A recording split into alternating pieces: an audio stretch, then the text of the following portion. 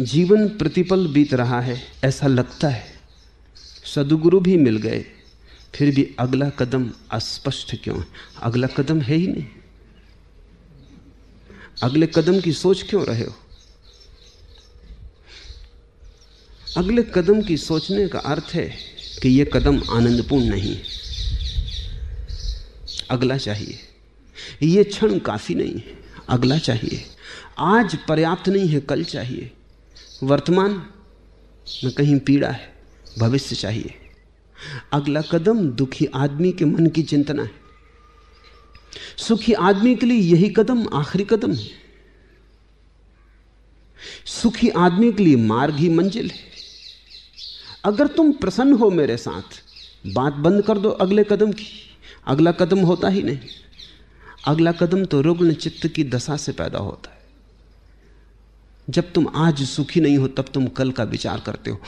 आज के दुख को भुलाने के लिए कल का विचार करते हो, कल की आशा बांधते हो, कल का सपना संजोते हो, कल में तल्लीन हो जाते हो ताकि आज का दुख भूल जाए। ऐसे ही तो तुमने जन्म जन्म गंवाए हैं अगले कदम के पीछे। अब तुम कृपा करो, अब तुम अगले कदम की बात मत उठाओ। यह कदम काफी नहीं, यह क्षण पर्याप्त नहीं है। कमी क्या है इस क्षण? क्या है कमी? सब पूरा है। बस इस क्षण की मौज में उतर जाने की जरूरत है। तो मैं तुमसे कहता हूं, एक ही कदम है और वो यही कदम, दूसरा कोई कदम नहीं। दूसरे की बात ही मन का जाल है। मन या तो सोचता है अतीत की जो जा चुका, या सोचता है भविष्य की जो आया नहीं। मन कभी यहां और अभी नहीं होता, और यही अस्तित्व है, अभी और यहां। जो बीत गया वो जा चुका, जो आया नहीं आया नहीं। यह छोटा सा संधि का क्षण है, संध्या का काल है, जहां अतीत और वर्तमान मिलते हैं, जहां वर्तमान और भविष्य मिलते हैं। इस बीच के मिलन बिंदु पर ही अस्तित्व है। यहीं से तुम अगर डूब सको तो डूब जाओ, द्वार खुला है परमात्मा का।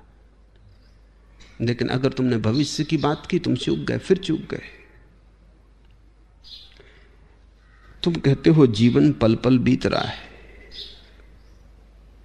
नहीं, तुमने सुन लिया होगा किसी को कहते हुए। अगर सच में तुम्हें ही लग गया कि जीवन पल पल बीत रहा है, तो तुम फिर पलों का उपयोग करना शुरू कर दोगे। तुम फिर इस पल को पूरा का पूरा आत्मसात कर लेना चाहोगे। तुम इस पल को इस तरह निचोड़ लेना चाहोगे, इस तरह जी लेना चाहोगे जैसे कोई आम को चूस लेता है, फिर गुठली को फेंक देता है। फिर तुम फिक्र करते हो गुठली की कहां गई। अतीत की तुम्हें याद आती है क्योंकि तुम आम ठीक से चूस नहीं पाए, गुठली में रस लगा रह गया। अन्यथा कोई याद करता अतीत की? कल जा चुका। अगर तुमने जी लिया था तो बात खत्म हो गई, लेकिन वो तुमने जिया नहीं। जब वो चल रहा था तब तुम आज की सोच रहे थे, और जब आज आ गया तो वो जो कल बीत गया, जो अब हाथ में नहीं है, जिसके संबंध में अब कुछ भी नहीं किया जा सकता, अब तुम उसकी सोच रहे हो। तुम्हारी मूढ़ता की कोई सीमा है? संसार में दो ही चीजें अनंत हैं, एक परमात्मा और एक मूढ़ता। उनका कोई अंत नहीं आता मालूम पड़ता। जो भूल तुमने कल की थी वही तुम आज कर रहे हो। फिर कल जब आज आ जाएगा, जब आने वाला कल आज बन जाएगा, तब तुम फिर पछताओगे, क्योंकि फिर गुठली में रस लगा रह गया। ऐसे कब तक चूकते चले जाओगे? आज ही है जो कुछ है। जीसस ने अपने शिष्यों को कहा है एक जंगल के मार्ग से गुजरते हुए कि देखो लिली के फूलों को, ये कल की चिंता नहीं करते, इनका सौंदर्य कैसा अपरंपार है। सोलोमन सम्राट भी अपनी महामहिम अवस्था में इतना सुंदर न था। तुम भी कल की चिंता मत करो, कल कल की फिक्र कर लेगा। तुम लिली के फूलों की भांति इसी क्षण जी लो। और मैं तुमसे कहता हूं, जीने के लिए और कोई योग्यता नहीं चाहिए, सिर्फ इतनी ही योग्यता चाहिए कि तुम इसी क्षण में डूबने की क्षमता जुटा लो। बस यही ध्यान है, यही पूजा है। इसी को दादू कहते हैं सुख सुरति सहजे सहजे आओ। इस क्षण में ही डूब जाना सहज स्मरण है। अगर तुम इस क्षण में ठीक से डूब जाओ तो तुम इतने सिक्त हो जाओगे आनंद से कि परमात्मा के लिए धन्यवाद का स्वर अपने आप उठने लगेगा। वही प्रार्थना है। प्रार्थना के लिए कोई मंदिर की जरूरत थोड़ी है, उसके लिए क्षण में प्रवेश पाने की जरूरत है, उसके भीतर समय की धारा में डुबकी लगाने की जरूरत है। वहीं से उठता है अहोभाव और तब तुम्हारे सारे जीवन के दिग्दिगंत को घेर लेता है। नहीं, तुम ये पूछो ही मत कि अगला कदम क्या है। अगला कदम है ही नहीं, एक ही कदम है। अभी उठाओ यही कदम, कल भी उठाओगे यही कदम, परसों भी उठाओगे। कल की राह मत देखो, आज ही दिल खोल के उठा लो। अगर आज का कदम ठीक उठ गया तो इसी कदम से कल का कदम भी निकलेगा। और कहां से आएगा? तुमसे ही तुम्हारा भविष्य निकलता है। जैसे बीज से वृक्ष निकलता है, ऐसे तुमसे तुम्हारा भविष्य निकलता है। अगर इस क्षण में तुम आनंदित हो तो आने वाला कल भी आनंदित होगा। फिक्र छोड़ो उसकी बात ही मत उठाओ। उसकी बात क्या करनी है? उसकी बात में भी समय मत गमाओ, क्योंकि उतना समय गमाया उतना ही आम अंचूसा रह जाएगा। फिर कल तुम पछताओगे। पीते हो जल पूरा पी लो, भोजन करते हो पूरा कर लो, सोते हो दिल खोल के सो लो, सुनते हो मन भर के सुन लो। क्षण से यहां वहां मत डमाडोल हो, घड़ी के पेंडुलम मत बनो। रुको, उस रुकने का नाम ही ध्यान है। क्या कमी है इस क्षण में, मैं पूछता हूं। पक्षी गीत गा रहे हैं, तुम नहीं गा पाते क्योंकि पक्षियों को अगले कदम की चिंता नहीं है। फूल खिल रहे हैं, तुम नहीं खिल पाते क्योंकि फूलों को अगले कदम की चिंता नहीं। आदमी को छोड़ के सब प्रसन्न मालूम पड़ता है। आदमी विषाद में अगला कदम जान ले रहा है। भविष्य से मुक्त जो हो जाए वही संसार से मुक्त हो जाता है। वर्तमान में है सन्यास, भविष्य में है संसार। तो मैं तुमसे नहीं कहता घर द्वार छोड़ के भाग जाओ, मैं तुमसे कहता हूं घर द्वार में इस छोड़ के भागने की बात ही फिर भविष्य को बीच में ले आना है। तुम जहां हो, घर में हो, द्वार में हो, बाजार में हो, वहीं तुम उस क्षण को पूरा जीना सीख जाओ। तुम तत्क्षण पाओगे घर भी गया, द्वार भी गया, संसार दूर रह गया, तुम परमात्मा में उतर गए। सन्यास संसार से भागना नहीं है, सन्यास संसार में परमात्मा को खोज लेना है। तुम समय की धार पर ऐसे ही बहते रहते हो, डुबकी नहीं लेते, और फिर धीरे धीरे ये बहने की आदत मजबूत हो जाती है। फिर तुम कभी भी डुबकी न ले पाओगे, फिर तुम हमेशा कल पर टालते रहोगे, और एक दिन कल आएगा और मौत लाएगा और कुछ भी न लाएगा। मौत से आदमी इसीलिए इतना डरता है। मौत के डरने का और कोई कारण नहीं। पहली तो बात, मौत को तुम जानते नहीं, डरोगे कैसे? डर उससे पैदा होता है जिसका कोई अनुभव हो। मौत से तुम्हारा कोई अनुभव नहीं है, याद भी नहीं है कभी अनुभव हुआ भी हो तो भी स्मृति नहीं है, तुम डरोगे कैसे? और कौन कह सकता है निर्णित रूप से कि मौत के बाद जीवन इससे बेहतर ना होगा? कोई भी लौट के तो खबर देता नहीं कि जीवन मौत के बाद बुरा हो जाता। भय का कोई कारण नहीं, लेकिन कारण कहीं दूसरा है, और वो दूसरा यह है कि तुम कल पर स्थगित करके जीने की आदत बना लिए हो। मौत कल को मिटा देगी। जिस दिन मौत आती है उसके बाद फिर कोई कल नहीं, और तुम पूरे जीवन कल पर ही आधार बनाकर जिए हो। तुम्हारा जीवन सदा एक पोस्टपोनमेंट था, और मौत सब पोस्टपोनमेंट तोड़ देती है। मौत कहती आ गई, और मौत हमेशा आज आती है, कल नहीं। मौत जब आएगी तब इस क्षण में आएगी, फिर उसके बाद एक क्षण भी नहीं रहेगा। मौत एक ही कदम उठाती, दो नहीं उठाती, उसका कोई अगला कदम नहीं। और जो मौत के संबंध में सही है वही जीवन के संबंध में सही। जीवन भी एक ही कदम उठाता है, यही क्षण। तुम अगर टालते रहे कल पर तो तुम मौत से डरोगे, क्योंकि मौत कहती अब कोई कल नहीं, और तुम जिंदगी भर टालते आए। तुम जिए ही नहीं, तुमने हमेशा सोचा कल जिएंगे। बंद करो ये आदत ही संसार है। यह क्षण सब कुछ है, इस क्षण में सारी शाश्वतता है, इस कदम में ही छिपी है मंजिल। और अगर तुम इसे समझ लो तो तुम जिसे खोजने जा रहे हो तुम उसे अपने भीतर पालोगे। खोजने वाले में ही छिपा है गंतव्य, पर वो मिलता उसे है जो अतीत और भविष्य की बात छोड़ के क्षण में खड़ा हो जाता है। क्योंकि फिर अपने को देखने के सिवाय कोई उपाय नहीं रहता। न तो भविष्य है सोचने को, न अतीत है सोचने को, न कोई स्मृति है अतीत की, न कोई कल्पना है भविष्य की। तब तुम अपना साक्षात्कार करते हो। वो आत्म साक्षात्कार ही मुक्ति है। एक ही कदम है। मत पूछो कि अगला कदम स्पष्ट क्यों नहीं है ही नहीं। स्पष्ट होगा कैसे? तीसरा प्रश्न, जिस शोले को आपने मेरे भीतर से कुरेद कर जला दिया, क्या वह संसार में वापस जाने पर फिर राख से नहीं ढक जाएगा? संसार नहीं ढांकता है।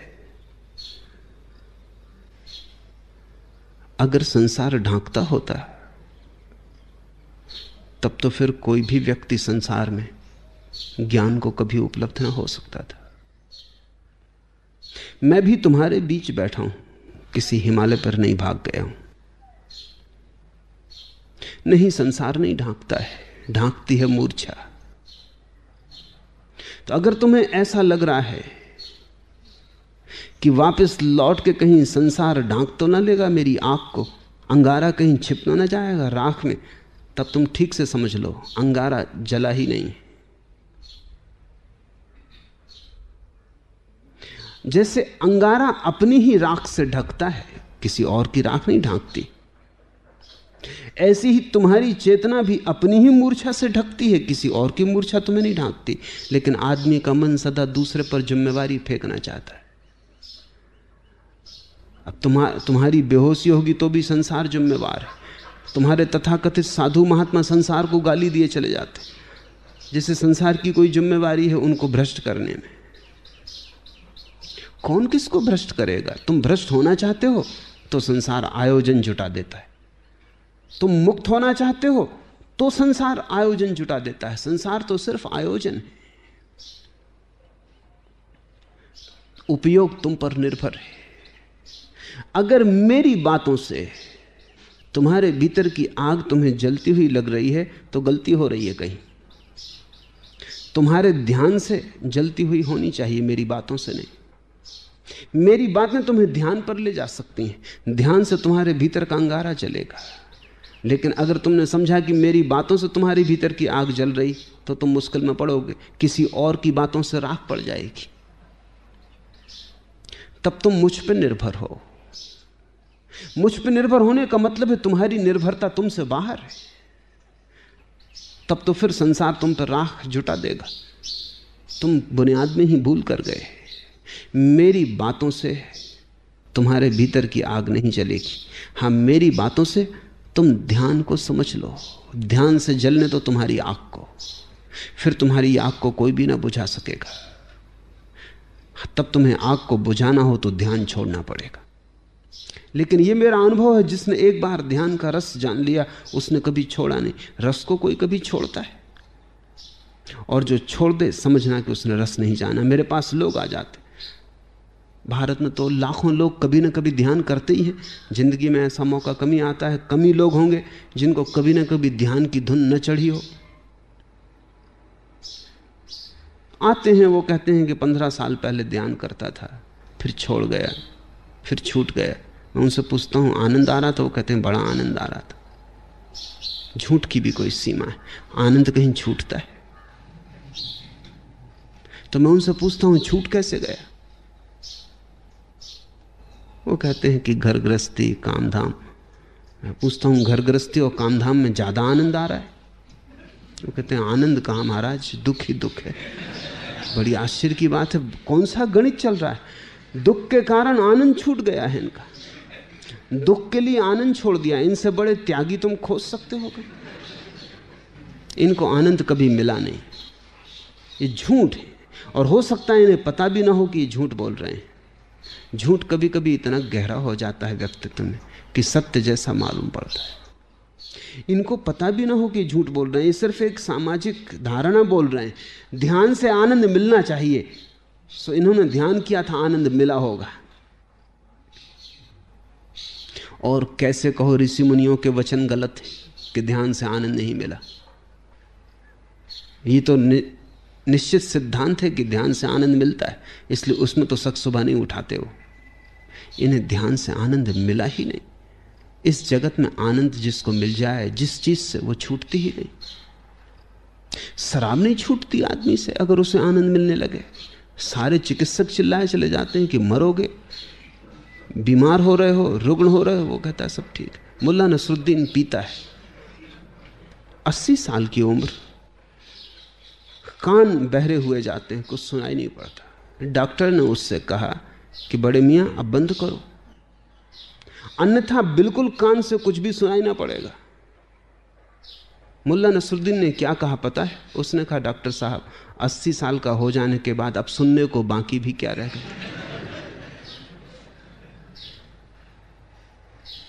जीवन खोता है आदमी लेकिन शराब नहीं छोड़ता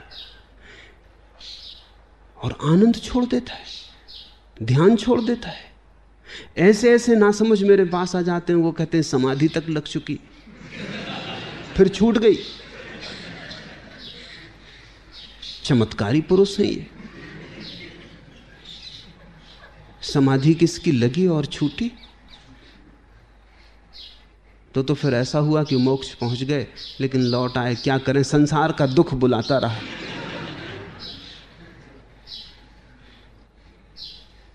अपने ध्यान पर ही भरोसा रखना, मेरे वचनों पर नहीं। मेरे वचन का इतना ही उपयोग कर लेना कि वो तुम्हें ध्यान में लगाएं, लेकिन वहां भी मन बड़े धोखे देता है। मेरी बात सुन के अच्छी लगती, इससे जरूरी नहीं है कि वो अच्छा लगना बहुत देर टिकेगा। वो तो तुम मुझे सुनते रहोगे तो अच्छा लगता रहेगा। वो तो ऐसे ही जैसे कि कोई वीणा बजा रहा है, अच्छा लगता है, मगर वीणा बजाने से कहीं कुछ होने वाला है। घड़ी टल जाएगी मनोरंजन में, सुखपूर्वक घर पहुंच के तुम वही के वही हो जाओगे। तो वीणा बजाने से कोई जीवन का संगीत थोड़ी पैदा हो जाएगा। मैं तुमसे बोल रहा हूं, एक वीणा बजाता हूं, एक गीत गा रहा हूं, वो तुम्हें अच्छा लगता है। उसको सुनते सुनते तुम संसार की चिंता भूल जाते हो। थोड़ी देर को बाजार विस्मृत हो जाता है, दुकानदारी, घर गृहस्थी की उपद्रव हैं वो भूल जाते हैं। घड़ी भर को तुम मेरी बातों में लीन हो जाते हो, तुम्हें लगता है एक अलग लोक का प्रारंभ हुआ, लेकिन तुम फिर घर लौटोगे। मैं कोई 24 घंटे तुम्हें बात ना करता रहूंगा।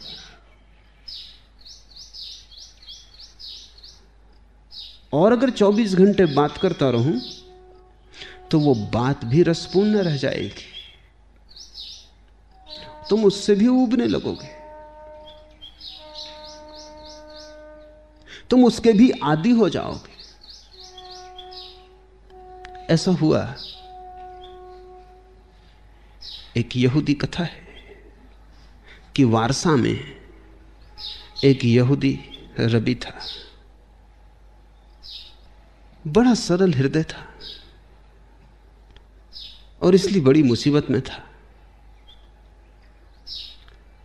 काफी यहूदियों की संख्या थी, बड़े उपद्रव थे और उनको हल करना और सुलझाना और संगठन और मंदिर और पूजा और सबके लिए रुपया इकट्ठा करना, मकान बनवाना, सब उपद्रव थे। वो बहुत परेशान था, सो ना सके, काम ही काम, चिंता ही चिंता। फिर उसे हार्ट अटैक हुआ। तो उसके डॉक्टर ने कहा कि आप इतनी चिंता में पड़े हैं यहाँ, मैंने सुना है कि एक दूसरे नगर में, पोलैंड में, जगह खाली हुई है रबी की। छोटी जगह है, शांत एकांत स्थान है, आप वहाँ चले जाएं। ये उपद्रव यहाँ का छोड़ें, ये राजनीति, ये चक्कर, ये सारा ज़्यादा हो रहा है आपके सिर पर। आप सीधे साधे आदमी हैं, आप वहाँ चले जाएं। उस रबी ने कहा, तो सुनो। मैं बहुत परेशान था जब मैं विद्यार्थी था और अपने गुरु के पास पढ़ता था कि भगवान ने 7 नरक क्यों बनाए, एक से काम ना चला। तो मैंने अपने गुरु से पूछा कि भगवान ने 7 नरक क्यों बनाए। तो मेरे गुरु ने कहा कि ऐसा है, भगवान बहुत न्यायपूर्ण है। कोई पाप करता है उसको पहले नरक में डालता है, लेकिन महीने 2 महीने में वो उस नरक का आदी हो जाता है, फिर उसे तकलीफें नहीं होती वहां, तो उसको फिर दूसरे नरक में डालता है। फिर नई जगह 2-4 महीने तकलीफ पाता है, तब तक वो फिर आदी हो जाता है, फिर उसको तीसरे नरक में डालता है। उस डॉक्टर ने कहा, मैं समझाने की बात आप मुझसे क्यों कह रहे हो?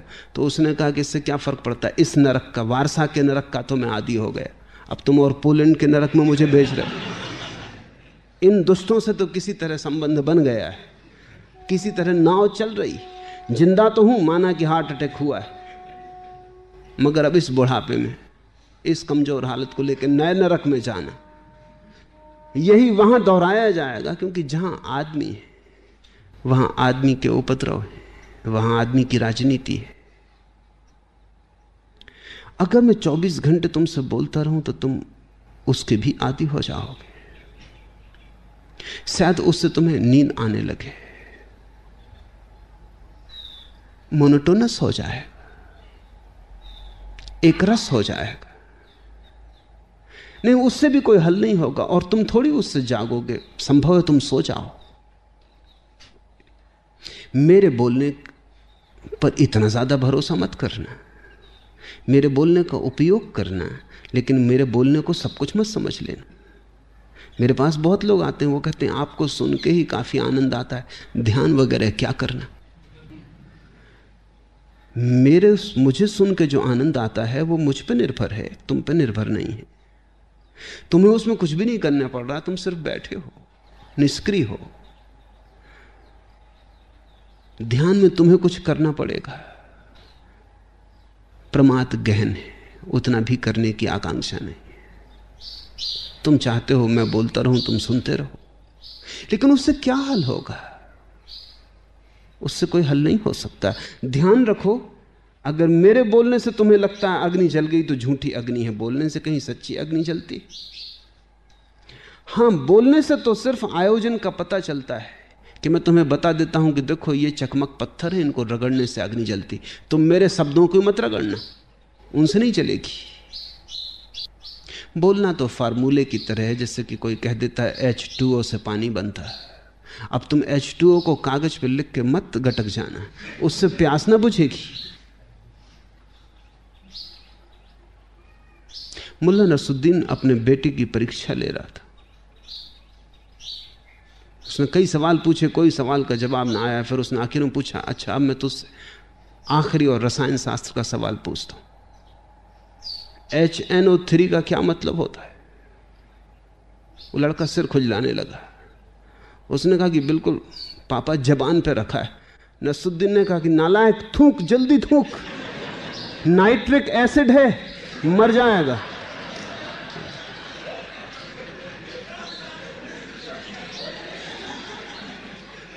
कोई फार्मूलों से थोड़ी मर जाता है, न कोई जीता है।